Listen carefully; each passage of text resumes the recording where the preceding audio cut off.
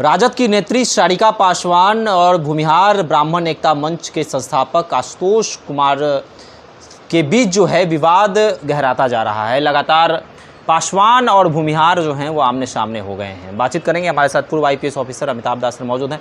Sir, Paswan versus Bhumihar हो गया है बिहार में। कमेंट पर कमेंट, फेसबुक पर वो उसको गाली दे रहा है, वो उसको गाली दे रहा है। सारिका पासवान के बारे में आशुतोष कुमार ने अभद्र भाषाओं का प्रयोग कर दिया। कैसे देखते हैं सर? अब बहुत दुर्भाग्य की बात है और इससे ये भी पता चलता है कि बहुत लोग कूदते हैं हिंदू राष्ट्र बनाने की बात, तो उनको भी जरा आँखें खोलनी चाहिए कि पासवान भी हिंदू ही हैं और भूमिहार भी हिंदू ही हैं। तो हिंदू राष्ट्र बनाना कोई समाधान नहीं है, फिर लोग जाति के नाम पर लड़ेंगे। ये पूरा मामला मैं दर्शकों को बताता हूँ। ये जो सारिका पासवान है, ये राष्ट्रीय जनता दल की प्रवक्ता हैं, एक तेज़ तर्रार महिला मानी जाती है। इन्होंने कुछ दिनों पहले ब्रह्मेश्वर मुखिया के खिलाफ एक बयान दिया था। ब्रह्मेश्वर मुखिया, मैं बता दूँ, रणवीर सेना का सरगना था और बिहार के इतिहास का सबसे खूंखार आतंकवादी था और 2012 में मतलब आप कहिए कुत्ते की मौत मारा गया। मैं अरवल का एसपी रह चुका हूं, अरवल में भी बहुत सारे नरसंहार उसने करवाए थे।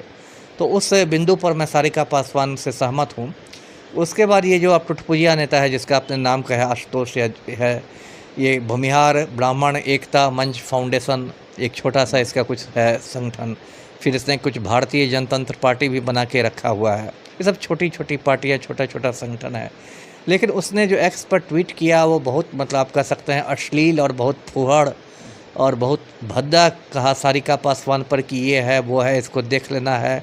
और अंत में उसने कहा कि साया साड़ी खोल के इसको नंगा घुमाया जाएगा। मतलब बहुत ही जो आप ओछी बात कर सकते हैं वो वाली बात इसने कही, जिसको किसी भी सभ्य समाज में मतलब नहीं बर्दाश्त किया जा सकता है।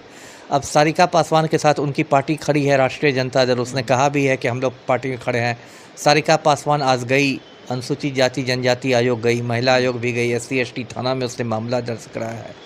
इसमें तो देखिए 200% गलती आशुतोष की है। राजनीति में मतभेद अपनी जगह पर है, लेकिन उसमें आप साया और साड़ी पर पहुँच जाइए, ये तो बहुत घिनौनी बात है।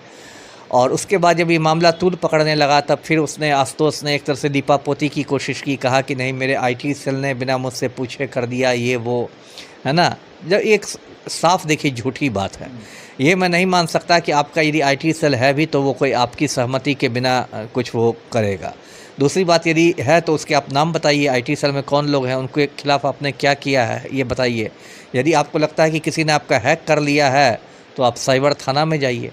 ये तो सीधे लगता है कि आप गिरफ्तारी से डर गए हैं, आप मतलब लोगों के गुस्सा से डर गए हैं, तो आप लीपापोती कर रहे हैं। नियम क्या कहता है सर? गिरफ्तार करने की मांग की जा रही है आशुतोष कुमार को। इन्होंने SC आयोग में जाकर आवेदन भी दिया है, थाना में FIR भी किया है। तो क्या आशुतोष